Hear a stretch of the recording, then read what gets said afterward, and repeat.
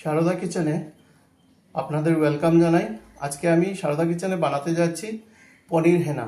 তো পনির হেনা বানানোর জন্য মিডিয়াম সাইজের একটা পনির নিয়ে আমি একটু এগুলোকে বয়েল করে ফ্রাই করে নিয়ে নিচ্ছি চিপস আলুগুলোকে একটু আমি ফ্রাই করে নিয়েছি। নারকেলের দুধ, কাজু, পিস্তা বাটা আছে, গুড় আছে, কাঁচা লঙ্কা বাটা আছে, কাঁচা লঙ্কা আছে আর ধনিয়া বাটা।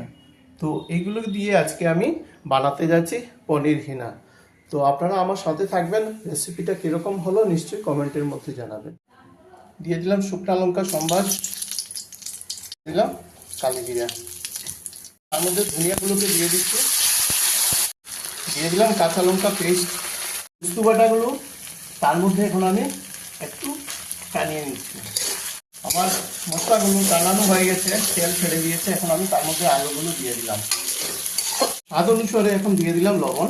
এখন আমি পনিরগুলো তার মধ্যে দিয়ে দিচ্ছি। ছোট বাটি দিয়ে এক বাটি আমি ঝুল দিয়ে দিলাম তার মধ্যে। এবার ঢাকা দিয়ে দেব, তারপর আমি ঘি দিয়ে নামিয়ে নেব। এবার আমি ঘি দিয়ে দিচ্ছি 2 চামচ।